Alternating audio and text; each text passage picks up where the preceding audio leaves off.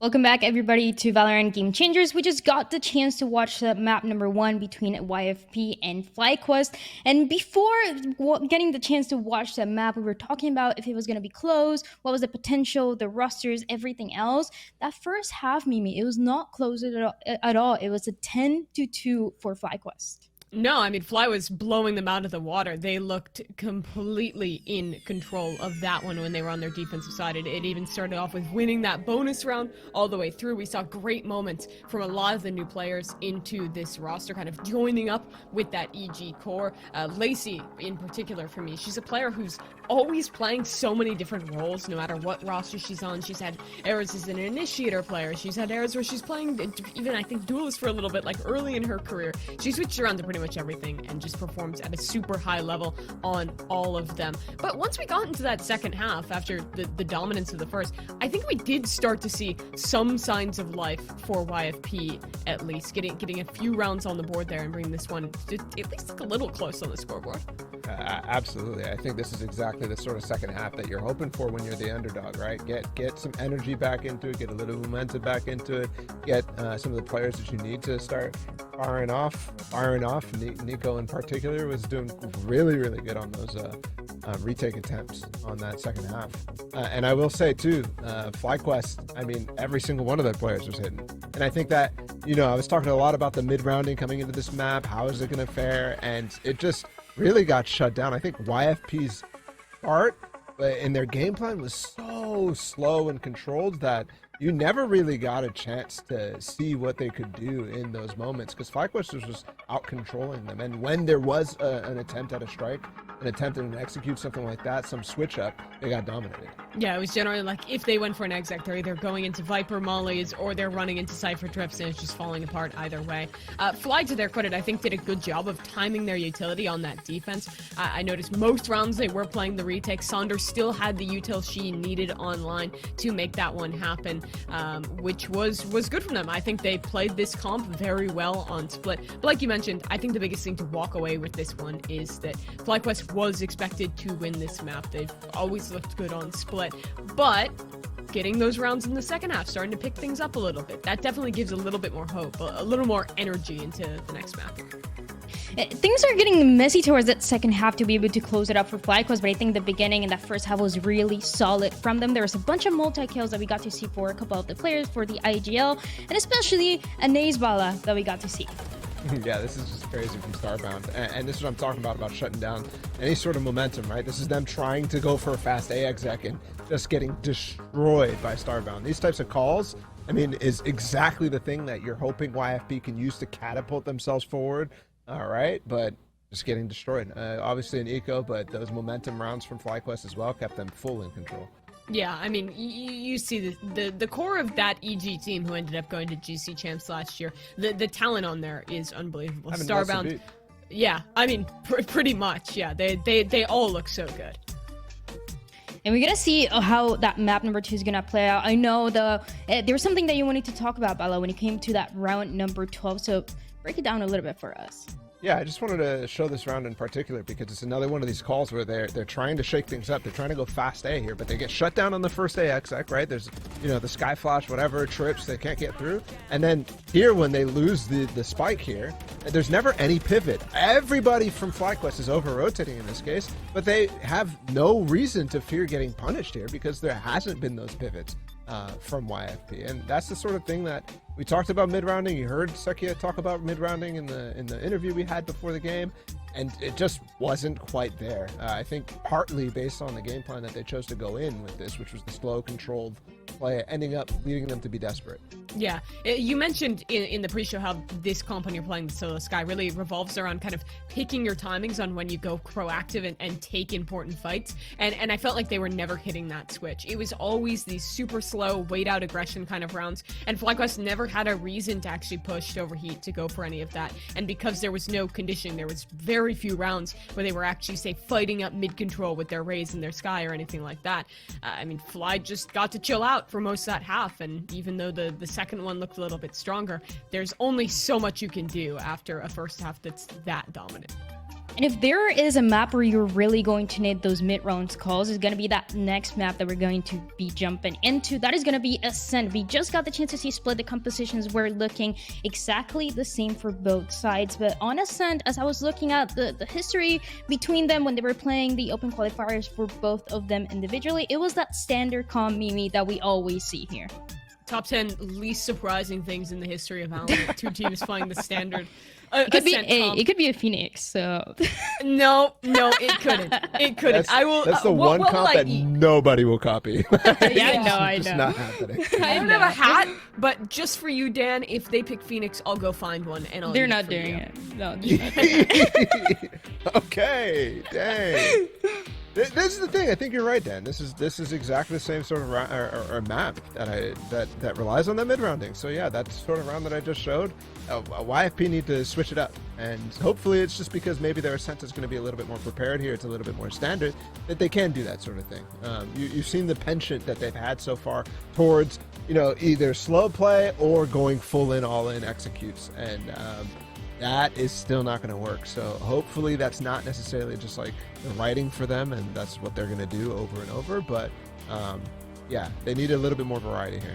Yeah, they absolutely do. I do think, though, starting out on defense for YFP is it's going to be better for them, right? Because they don't have to set the pace. They don't have to be the ones making those perfect decisions on the mid-round. On this map, I think they can play more what they were on the defense, either sometimes going for more of these forward plays, and then for the most part just playing back, setting up for good, solid retakes. They looked good at those fundamentals on defense, quite a bit better than they did on attack. So I think there is a chance to start to string some rounds together here. But I'm with you that I am concerned about the attack once we switch over, especially because this FlyQuest team has a very strong defense, as they already showed on Split. It was a slow start for YFP, as we got to see on the map number 1, but I think for the second one, it is really going to come down to what you guys were saying, how that mid round is going to look, especially if everything is going to look about the same, exactly what the teams scrim, prepare for. But something that leaves me thinking, right, is that YFP, when they got to play against one of the best teams that we have right now in GC in the main event, Passion Project, it was a 10-13 loss, and for FlyQuest, it was 11-13, so both coming really close against one of the top teams. Now we got to see if, I feel like we all know how those compositions are gonna go, how the agent select is gonna look like, but let's take a look, Bala, to see if I'm pre-firing the boring. Yeah, pre-fired it. Yeah, same as always. Yeah, this is, comfortable, and everything that you've ever heard about Ascent rings true, right? It's defensive sided here, so I think the point that you made, Mimi, is very apt, and YFP, like we just saw in Split, might have a chance to really get into this game. It all depends on how FlyQuest is going to try to interrupt them. Sonder on KO again. We're seeing her fully investing into the new initiator lifestyle. I was impressed with the Sky already, so I'm pretty excited to watch her play on this KO agent as well. Always known as that dive player, back with Shopify Rebellion, the Shopify Rebellion before the Shopify Rebellion, but has looked really good on this role as well. Yeah, Bola? I just laughed. That was good. I didn't. There's very many iterations. Yeah. There's been a lot of Shopify, a lot of shopping, a lot of rebelling as of late. Right. Well, we have to see what's going to happen with this. If it's going to be a 2-0 going for the side of FlyQuest, or we're going to go 1-1 YFP having to take this map of Ascent. Once again, we send it to the casters, Vansily and Lemon Kiwi.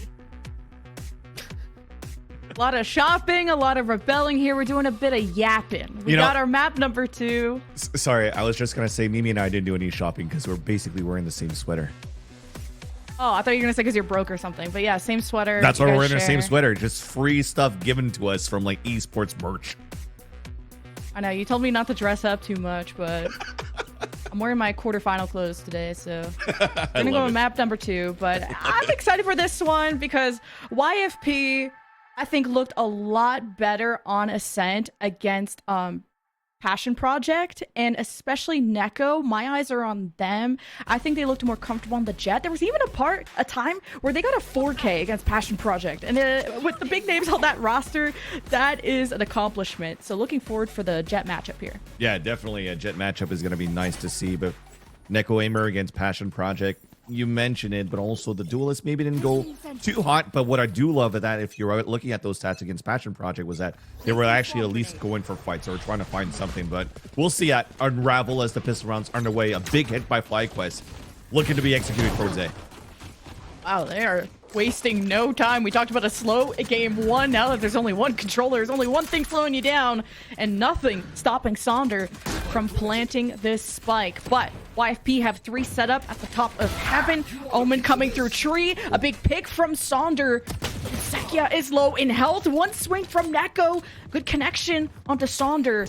Now all eyes are on this site. Down below, though, in hell, Lace in trouble. And this shock bolt is going to do some damage.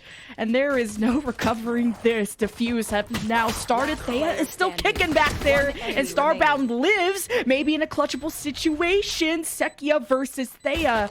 Both in an injured state. Thea ring around the rosy. Smoke is gone. Just need to waste time, so this defuse will not go easily. And FlyQuest take the first round. No way that Thea was able to do that against YFP. It looks so clean on that retake to start. It looked like it was going to be difficult when Sonder got that first kill, but after that paranoia came out on the defensive side from Raven and all that utility that came out from Kazler, it looked like it was a done deal. But then when it came down to a 2v2, they focused way too much on that smoke, thinking that the smoke was going to be helpful for YFP to defuse until Starbound got the kill that they did. And then Thea plays the way that she did, outmaneuver her opponent with a shrouded step, thinking that it was on the other side. She hit at the generator. That's gotta hurt. And now you're going to use that confidence for FlyQuest to go on a buy and just dash into the site. At least they have shorties to work the back there. Back to back. Hopefully they get one. Live together, you die together. Kurosu already taking damage, and now they're getting surrounded. FlyQuest, empty the swamp, plant the spike. FlyQuest are playing so quick, giving no time for YFP to come up with a plan, and all the kills go their way. YFP have nobody left. A flawless round for FlyQuest. Starbound's loving these outlaws on round 2s, and getting to it like that and getting halfway to the ult is quite nice.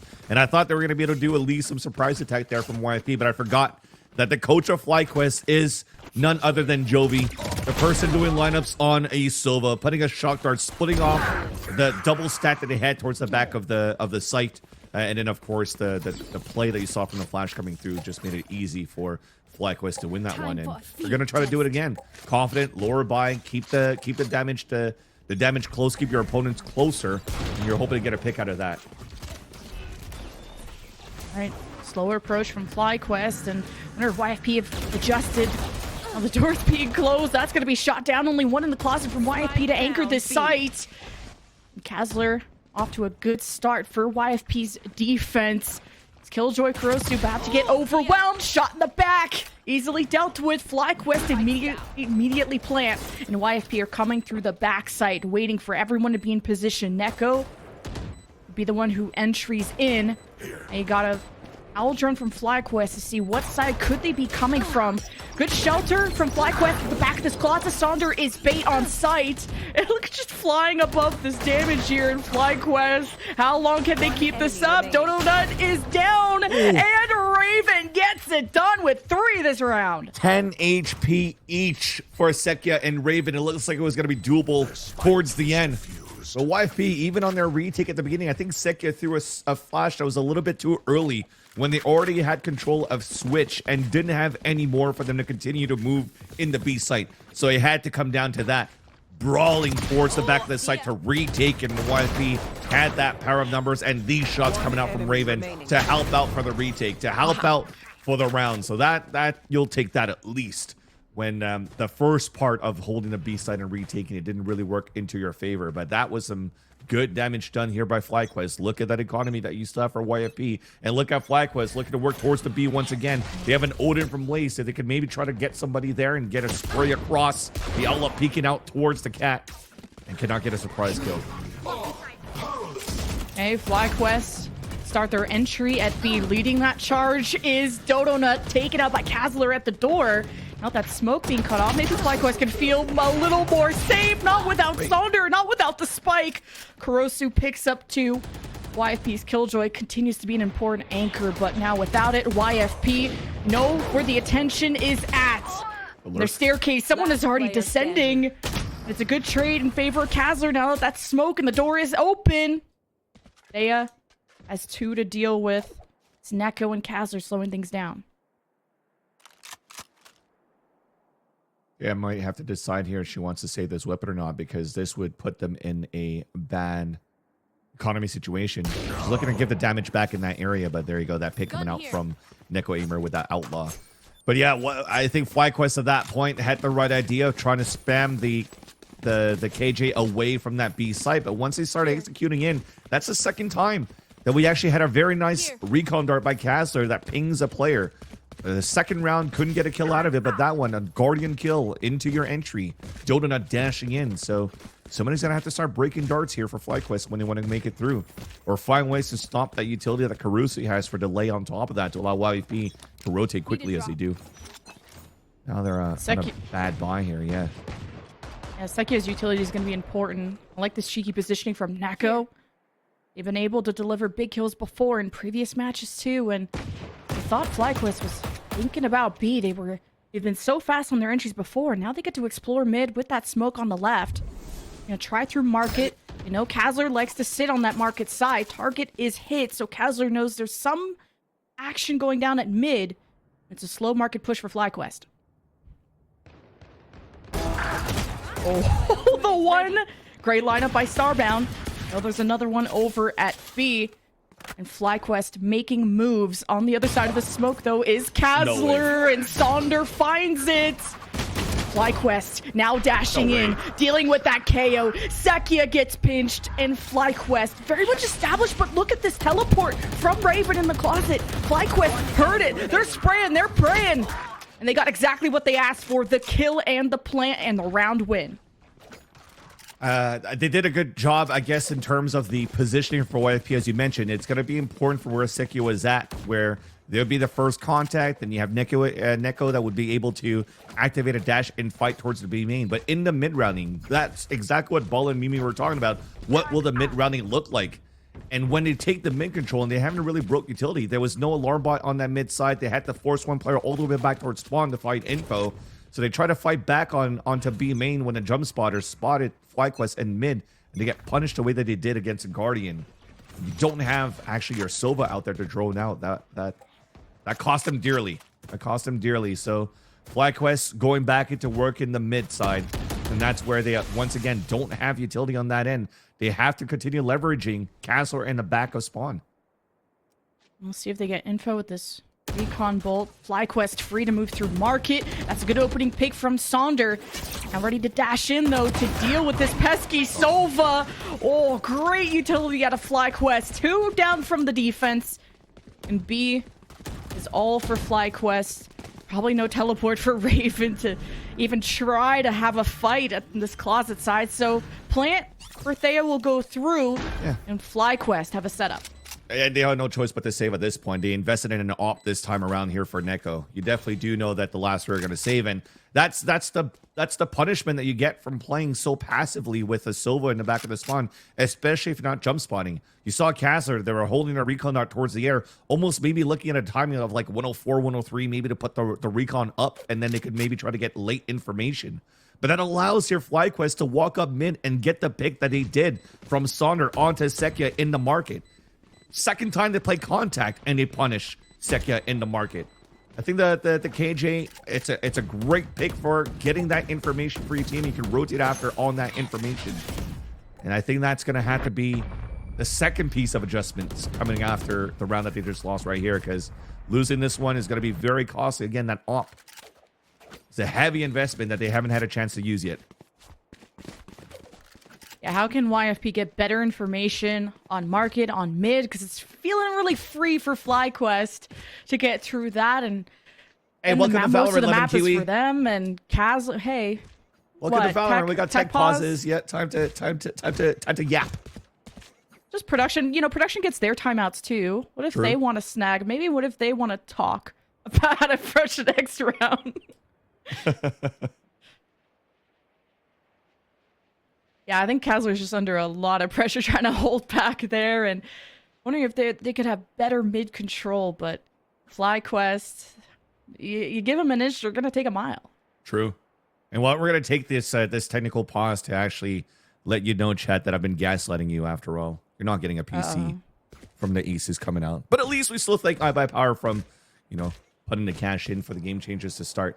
Coming back though, is we're trying to see how this map's being played. We just talked about it for a bit here, Lemon Kiwi, of how can you readjust on working the information play on your initiators, because at the same time here you have two initiators and they're both playing towards market and towards back fountain.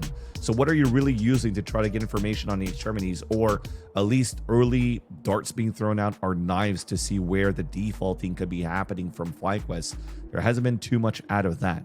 The positive thing so far that I could say about YFP is that at least they have those fundies to be able to win some gunfights back. When you're getting picked off the way that you are and you have less numbers to work with on the retakes, it's going to be looking very one-sided for FlyQuest when Baller, and I agree with him, mentioned that, you know, it could still be very defensive-sided with this type of comp.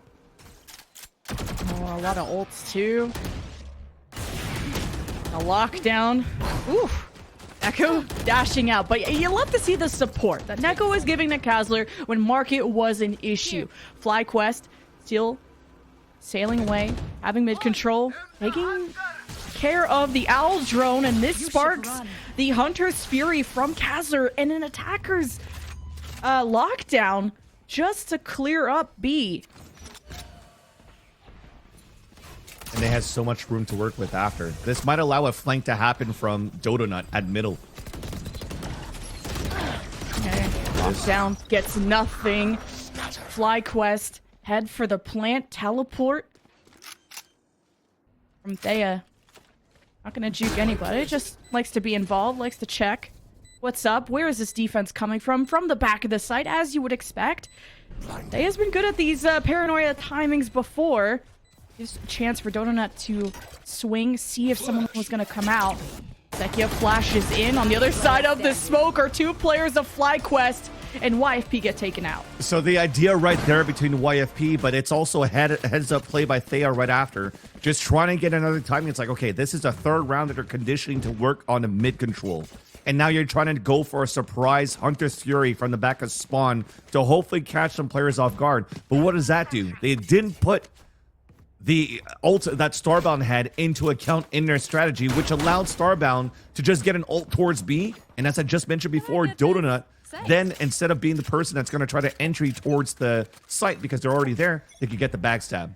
So YFP, unfortunately, on that read, with that ult not accounted for, they pay the price once again and forced to be on an eco. At least they're trying to get some information with this recon dart towards B main, and then a push from both extremities too, from adding that first pressure towards B main. But you could definitely see from FlyQuest, they were ready for that. A full default, holding all the way back towards spawn. They have full control of the map. Not expecting someone to be that close, and FlyQuest will just not be flustered. Now, you know, hey, we got one at A. Okay, we got two at B. So now, bring that spike all the way across the map. Let's get the ball rolling. They only got pistols. Okay, there's a Guardian there for Raven. They've been able to pop off before. Raven already revealing their position on the market side. Rotating to backside with Zekia.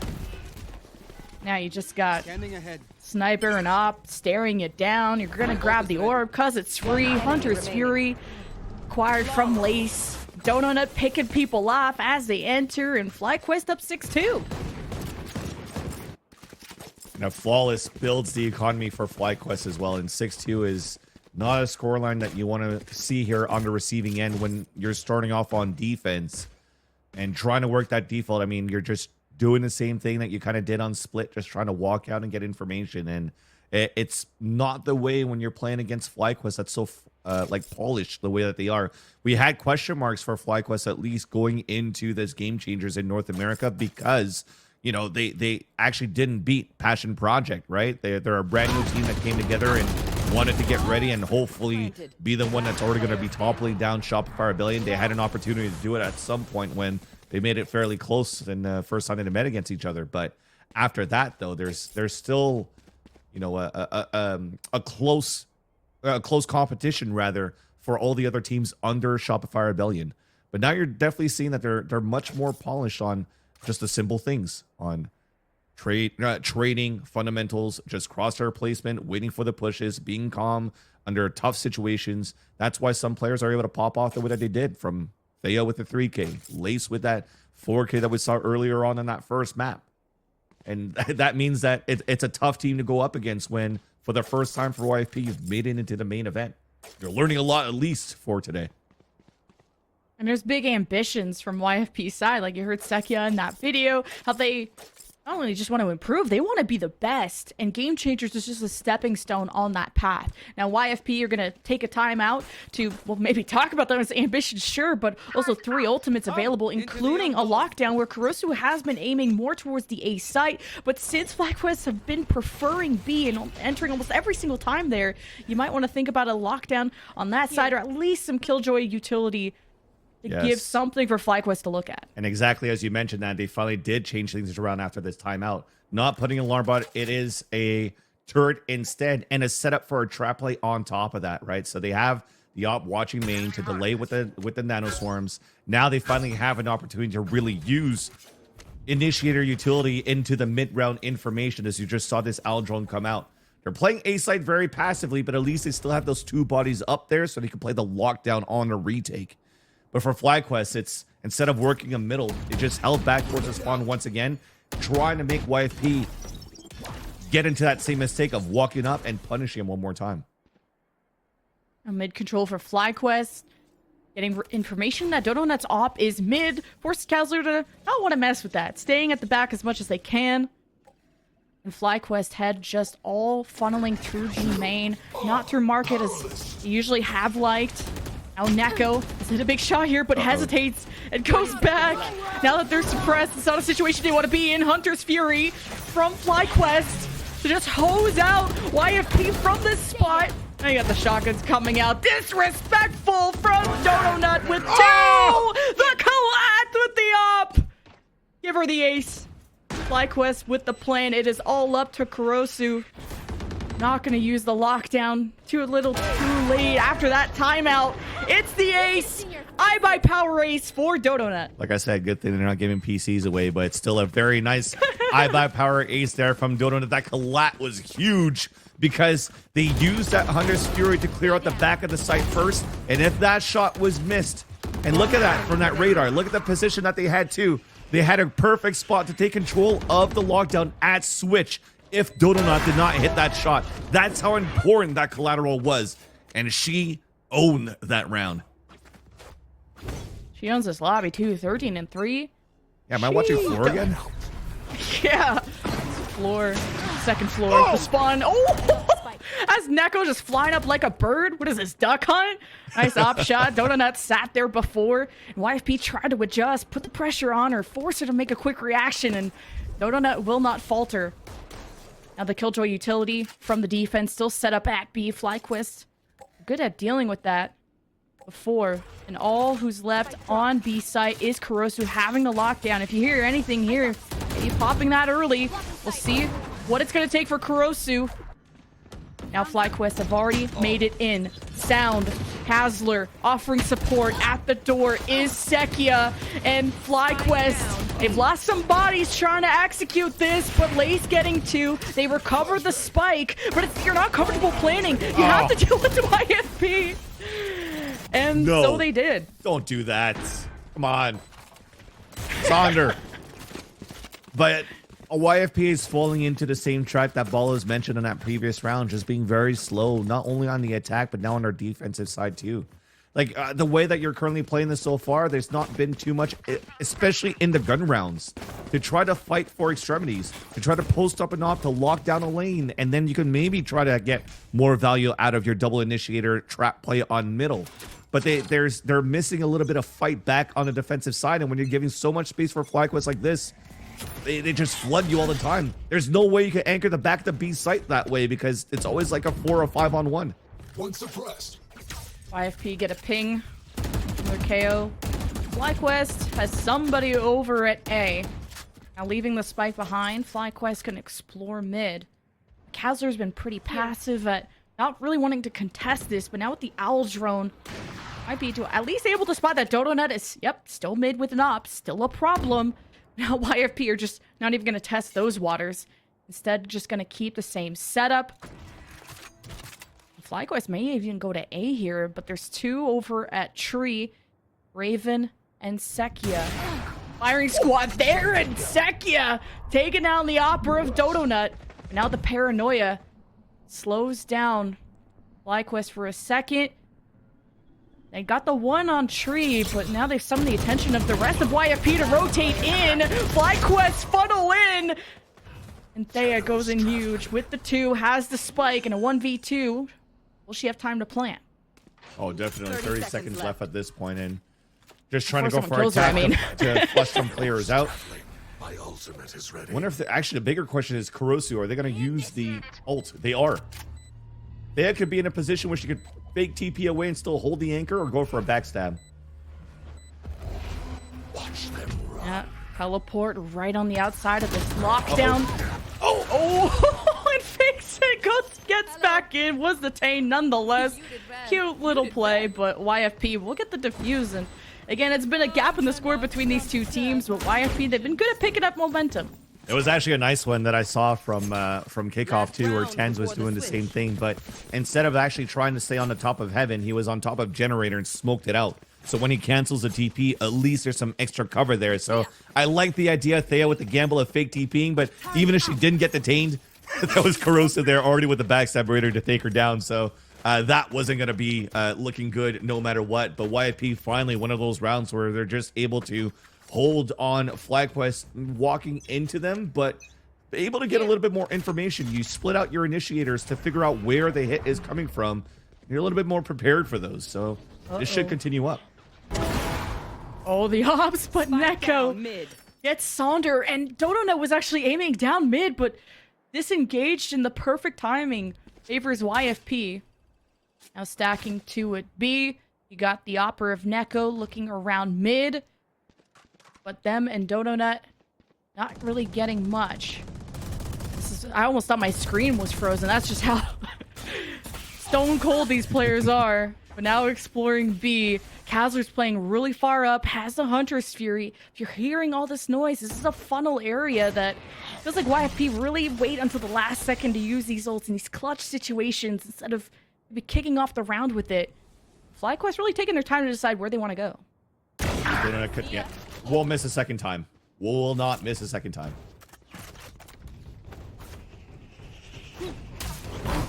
Oh, Dodonut is a threat. Smokes off Tree. Sets their eyes on heaven against Neko. Spots the shoulder. That was scary.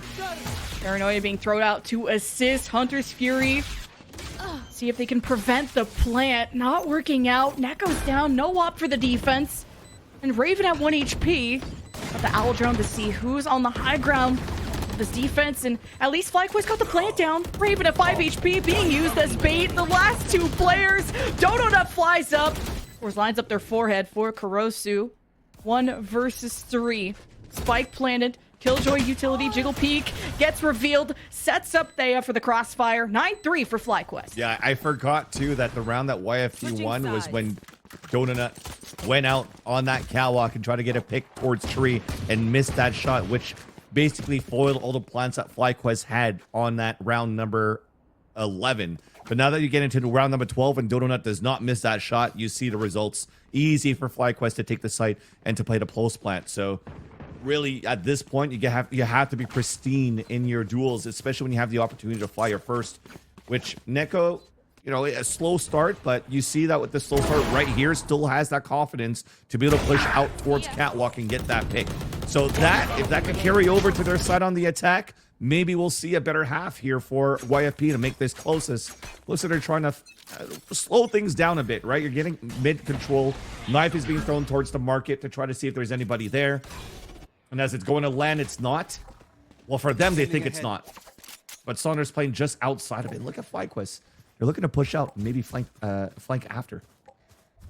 Kazler keeps an eye on B main, and look who's extending out too. About to be an engagement. Dodonut as a friend behind. Recon Bolt, Owl Drone, and 1-to-1 trade. Spike is in market with Sekia and friends now hesitating with the presence there at B. Gonna explore Tree. YFP have 2 to deal with on this other side. Here is the swing, favors YFP. Now they know they've dealt with those 2 players. They can go for the plant at A. And FlyQuest going to rotate through mid to see if they can come from behind.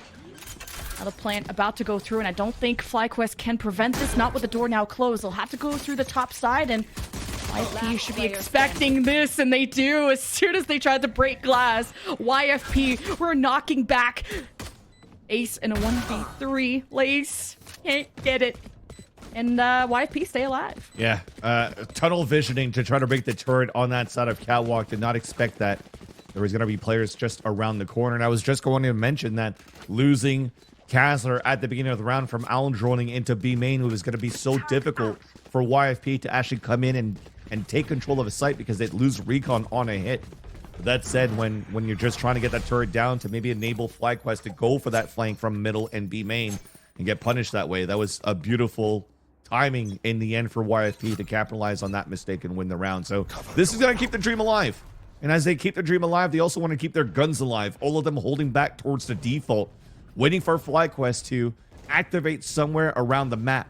But it only seems to be Lace with the Sheriff, so they're trying to use a turret from Starbound and themselves to get contact so that Lace can get some wallbang shots. And she's done that before. But for YFP, maybe it's something that's red because they're not moving away from this A site. I don't think any information got found by the recon bolt. Now orb. Maybe YFP can grab that. Presence from Thea, who's very pushed up at A main.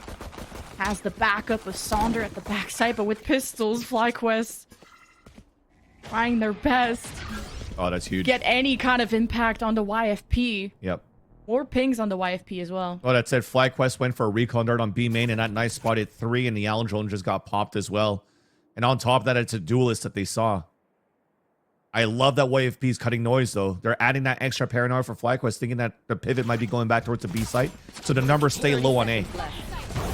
All right, Tree is smoke, dashing in his Neko. Wants to look towards heaven. Sekia looks to the left if the door is broken. Kills favor YFP.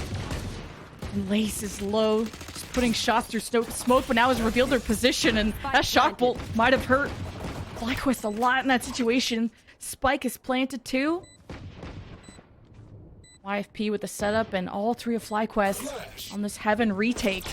Actually, the door is still closed, and that's good for them. All of YFP's attention can be on this high ground. A well-timed jump up from Neko. And full health.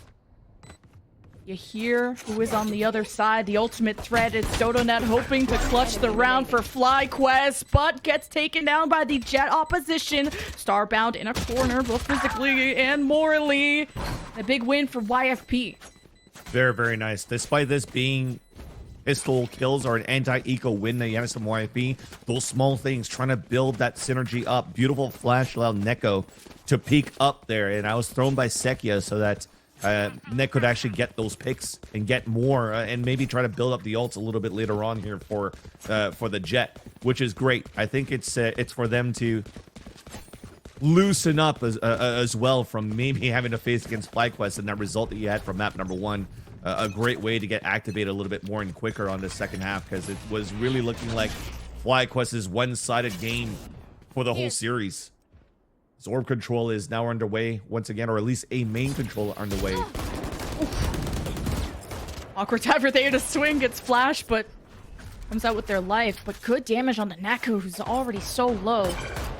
Beautiful Phantom. YFP managing to get the orb and trying to cut noise and leave.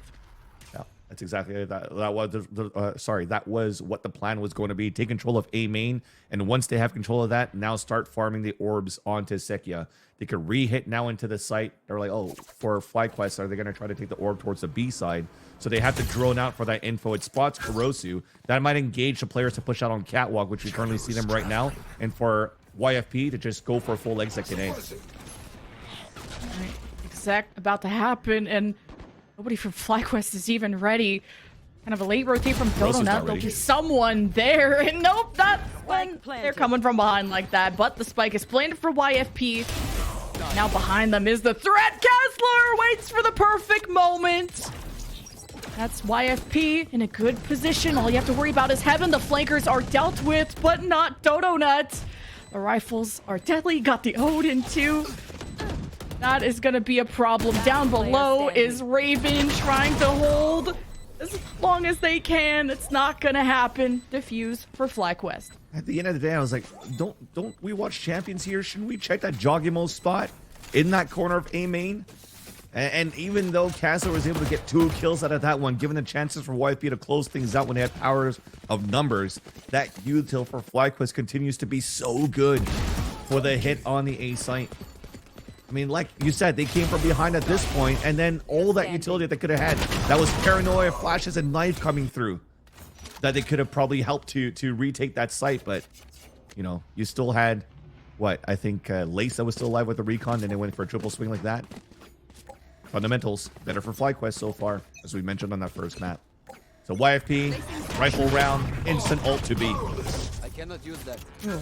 But just took a lot of damage from the Odin of Lace, but jumping up and above is Neko into death. Great pickup from FlyQuest, maybe even a rifle available for them to pick up, and FYP just stuck because of this one-way smoke, and this recon's gonna see, are they disengaging? No information to be had, but YFP still lurking. Sekia in a horrible spot, and the spike is dropped. YFP will be able to recover this in a second. At least they're hesitating to, especially with Kurosu already injured. They could be the one to do so. And you got the owl drone from Lace seeing where they are. YFP revealed their position. There's not much Kurosu can do in a 1 versus 2. And the Odin at any moment can just piece her up, and there it is. At some point, it kind of looked like we lost those fundamentals for FlyQuest, just trying to chase down behind the information they got in towards that B main. But you could definitely add that to the bingo card that Chloe Hime put out on socials before the FlyQuest game happened. That Sekia kill fully blinded to actually dwindle those numbers down from FlyQuest on that B site. It could have been detrimental, though, if they kept hunting down and playing a little bit more complacent than usual there for FlyQuest. But they're confident. They have such a big cushion, 6 rounds ahead. Going into, what, YFP looking for market information once again. So finally, we're going to see maybe a slower pace mid-round call to break that owl drone, especially with the recon dart going in towards that middle archway. That said, though, they've used a time where their weapon wasn't the best to try to take control of forward positions like that on the attack. Hey, dodging the paranoia is nice. Dodonut knows there's presence mid. Kazler with the Hunter's Fury paving the way, even manages to get Sekia. And Dodonut winning that engagement clears up market in favor of the defense, and you have Spike down. This is a great setup for FlyQuest. In the end, it looked like on our end, when you start things off, it's like, oh, at least it dodged the paranoia. No, technically they didn't, because the alarm bot initiated that paranoia to come out to pin them in those corners to make it even easier for Lace to get their Hunter's Fury shots. Kurosu gets 2, couldn't pick up the spike, and it's all up to Kazler. Knows that Lace could be at the back of sight. And with an Odin, you're feeling confident when you have a Vandal against that. What a read by Lace. Gonna hear all of this. 30 seconds Instant left. pivot, gave up the spike. Kazler turning around, look at her turning around too. So hopefully you're gonna be able to do some sort of drive-by as you run across if you're Kazler. Game left, you heard Lace, and the Odin wins after all. Match point for FlyQuest, 1 round away from locking themselves into the semifinals. It was a nice try, though, from Kurosu moving forward and grabbing those picks. But look at that. You see how those beams came from spawn? Easily towards the left side, easily towards Finch Bench. Did some pings, did some damage, and it just makes it so difficult once again. Trying to take mid-control with the spike, leaving it out in the open, just forces your hand to really try to fight back for that, and you're losing your numbers, losing your teammates in the process. And now you're also losing the economy. At this match point, as you mentioned, Kiwi, YFP is very, very low in this round. They got ults to work with. That's the saving grace here, but FlyQuest has been playing very well this second half. Late storm from Neko, looking to get some work done. Heading over into Tree, hearing Sonder run around. But did not get hit by any utility. Jumping out, smoke onto Tree, but having to cross in front of the bullets. 2 for Dodonut. A 5 versus 2 with YFP. Their backs against the wall. And eyes splattered on the ground. Donut with 4 that round will end it in favor of FlyQuest. I'm telling you, I think after today's games, it really feels like it's a race for Fluorescent and Donut to see who's going to be at the top of the ACS board in the rankings on VLR at this point. Beautiful picture there of Thea as FlyQuest take the series, but that, oh man, was a one-sided performance from the duelists for sure of FlyQuest. It's just a tough ask for Neko to go up against Donut. Like, that's one of the final bosses of Game Changers for sure. And the desk mentioned YFP. I think everyone but one have never made a main event before. That's true. So this is a learning experience, and you're going up against some huge names of Game Changers and the experience and everything that they bring. I think, you know, from the previous match that we got to witness, you know, the 13-0s, the 13-1s, I think YFP should be happy that they did catch FlyQuest on the back foot at some moment. Yeah, at least for a little bit, yes. They were able to make it competitive in some rounds here and there, but overall, I'm definitely looking forward to see how FlyQuest will continue to improve this tournament because, you know, they put a lot in terms of an organization to build this roster together, went through tumultuous trials to get this roster together, and they want to be that new team that topples down Shopify Rebellion here in North America, and we'll see if they'll get it. So if they'll get it, I'm wondering how the power rankings are maybe going to stay the same or change with the desk based on what we saw from FlyQuest and YFP. But for the moment, that is it for this match. FlyQuest move on to the semifinal. We're going to throw a quick break. When we get back, we'll have interviews, we'll have desk, we'll have fun, and we'll see you there.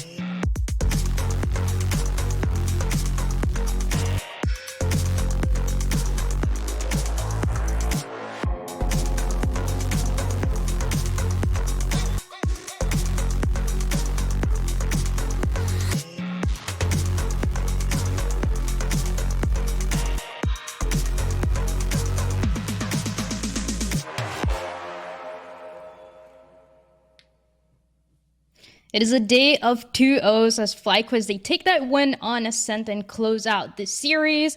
It was a YFP that was fighting, that was getting some chances, trying to get some clutches in that first half, but it was not enough, Mimi. So FlyQuest, they get the win. It is what we expected, though. Yeah, it absolutely is, and they looked good on Ascent. It's a fundamental map, and FlyQuest, they showed off some great fundamentals. In particular here, we're doing great in getting some of those opening kills on their defensive side. Once the ball started going after losing those first few rounds, I think they really got a hold of this one, occasionally taking those fights towards mains, almost always coming out on top. And while we did see some better stuff from YFP, I think they were able to vary the pace a little bit more than they did on the split attack. It still was a dominant game here by FlyQuest, just getting outclassed in those late rounds. Yeah, that's exactly how I was going to put it. Outclassed, right? I mean, they had a start that maybe they could have got something going on that attack or on the defense from them. Like you said, that was a good start, like a good side to start on for them.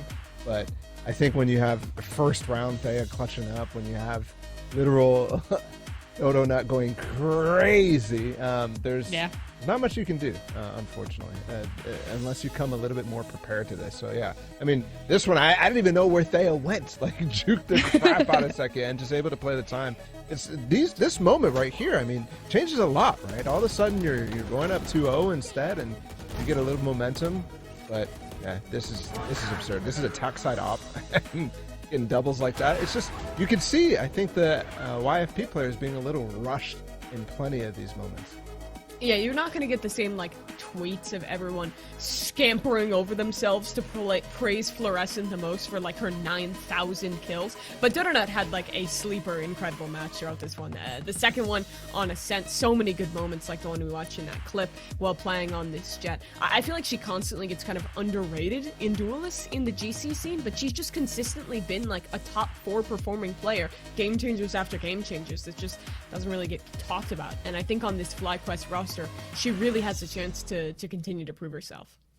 And that's what we're talking about, right? It's a team that is still forming, still kind of adapting to each other. But I'm happy with what we got to see with Dodona kind of getting the chance to go crazy, go in. And like you said, Mimi, a little bit underrated. Still, though, it is the right step that you wanted to take if you were one of the fans and even the players for FlyQuest. As now we get to jump and talk a little bit to the players. We're going to the Verizon post-match interview here. And I'm so excited to be joined by Thea. Thea, first of all, congratulations for this win of the first match of the main event. You guys were playing so many matches for the open qualifier, trying to make it through, some ups and downs. How do you feel about this whole process from the open qualifier all the way until that first win that you get here? First of all, thank you. I think overall we're feeling really, really strong. Like, every single week I can see, like, how much we're improving.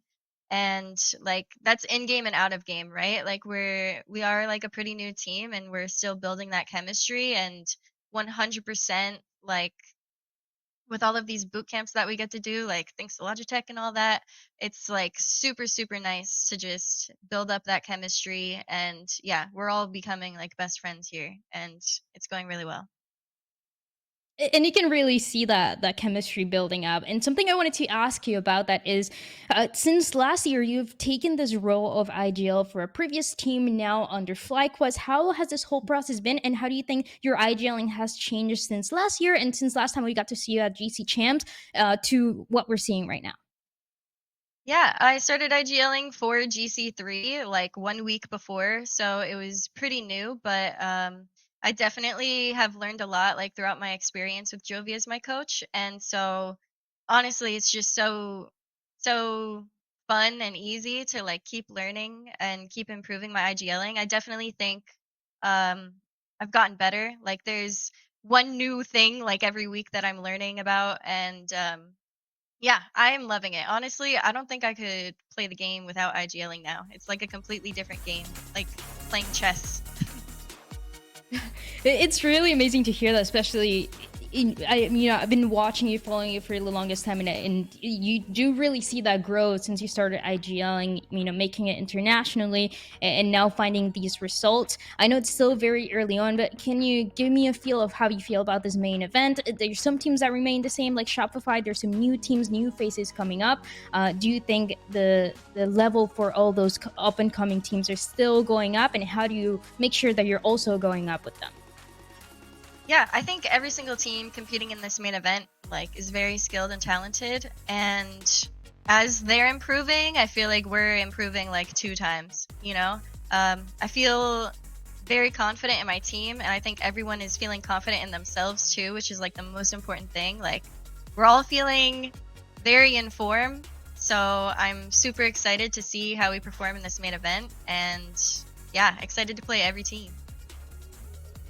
And my last question that I have for you is, during the open qualifier on that last grand final that you played, you faced a passion project, one of the teams that it's also looking the strongest. You lost, but all the maps were so close. It was 2018 for the last map to see how it was going to close out. Chances are you going to face that team again? How are you feeling for that match? I'm so excited. Honestly, that match was one of my favorite matches that I've ever played. It was so fun. It was so close, so intense. We're all friends with each other between both of these teams.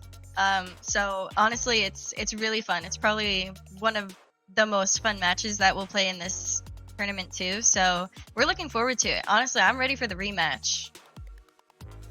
I am also so ready for that rematch again. It was so close every single map, and I can't wait to see. So yeah, thank you so much for joining me for this Verizon post-match interview. Best of luck for the matches that you have here. Let's see, and hopefully you make it all the way until the end. And now I get to bring back my analysts, Bala and Mimi.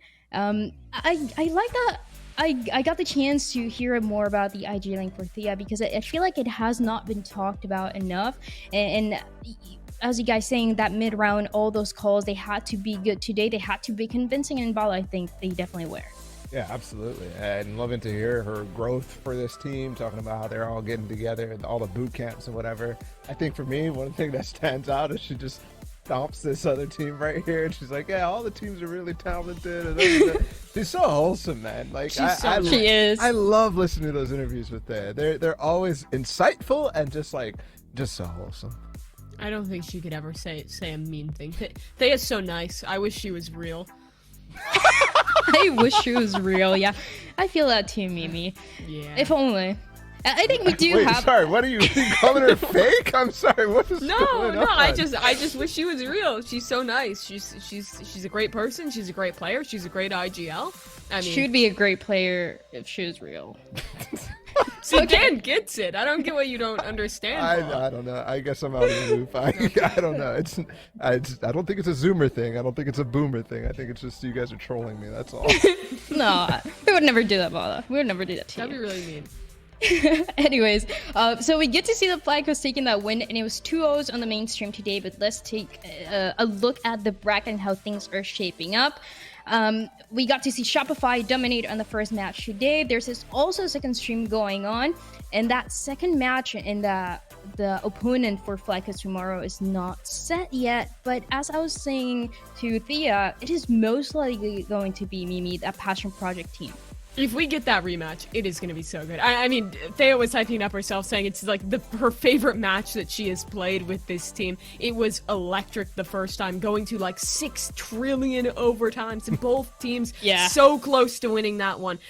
For me, that is the match that is really going to decide second place for this Game Changers, right? Or kind of, it's almost going to decide the gladiator that the rest of the teams are picking to try and beat Shopify Rebellion. I think that's very much cementing the team that is the most likely to make it to that grand finals. For my money, the 2 best teams we have in the tournament right now, besides Shopify. So honestly, so excited if we do get that one.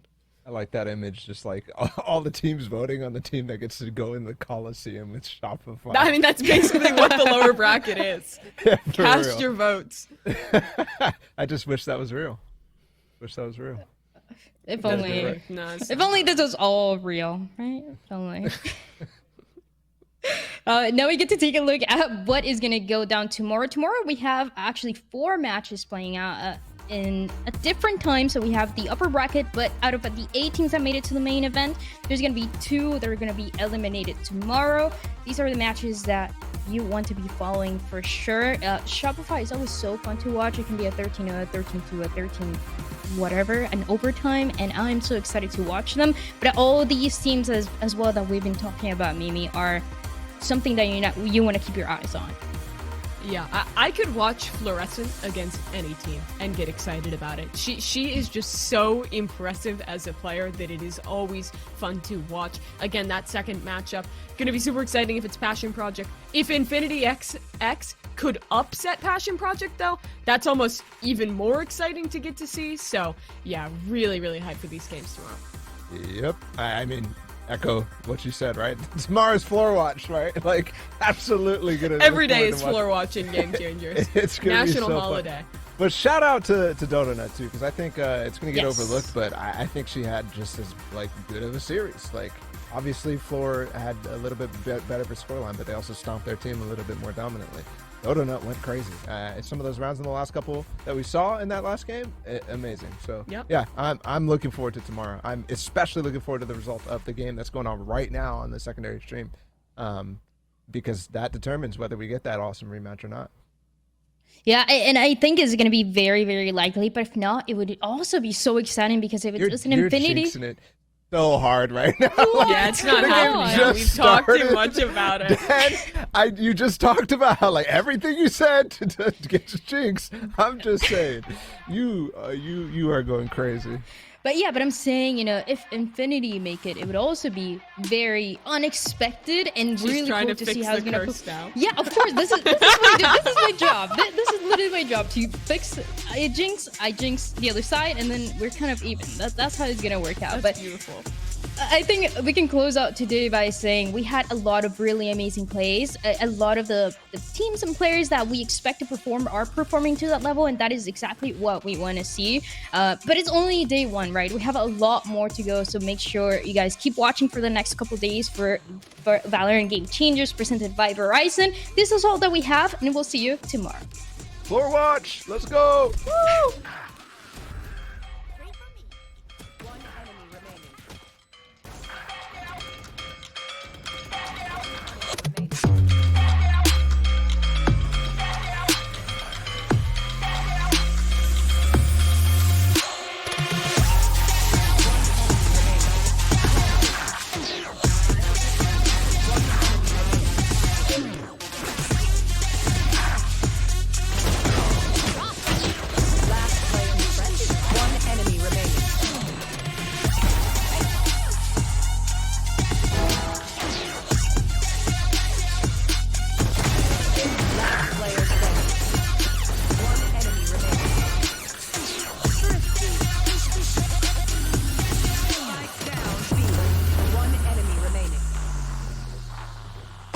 Enemy kill.